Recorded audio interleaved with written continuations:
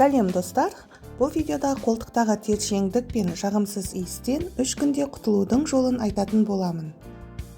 Қолтықтағы жағымсыз иістен құтылып, терлеуін тоқтату үшін қымбат дезодорант пен түрлі иіс сулардың көмегіне жүгініп жатамыз. Бірақ бұл заттар уақытша ғана көмектеседі. Ал егер түбегейлі құтылғыңыз келсе, онда мына кеңесті жүзеге асырып көріңіз. Ол үшін ыдысқа кішкене мөлшерде ашутасты ерітіп, оған 1 шай қасық ас содасын қосып, және кішкене мөлшерде қайнаған су қосып, және 1 шай қасық перекис водорода қосатын боламыз. Барлығын жақсылап араластырып, осы қоспаны ватный дискінің көмегімен қолтығыңызға күніне 2 реттен 3 күн жағып жүретін болсаңыз, жағымсыз иіс пен тершеңдіктен біржолата құтылатын боласыз.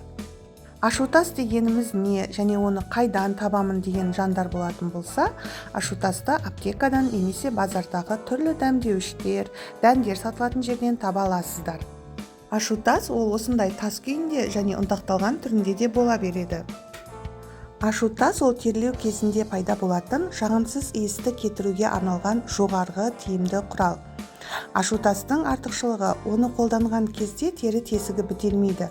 Бұл дененің терморегуляция процестерін бұзбауға мүмкіндік береді.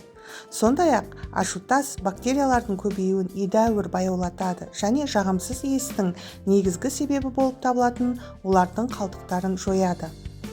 Сонымен қатар, қазіргі таңда сатылымда ашутастан жасалған қолдануға ыңғайлы осындай антиперспиранттар да бар. Бұндай антиперспиранттарды халал витаминдер, тағы да басқа заттар сататын дүкеннен таба аласыздар. Ақпарат сіздерге пайдалы болса, каналға тіркеліп, лайк батырмасын басып, видеоның ссылкасымен достарыңызбен бөлісіп қойыңыздар.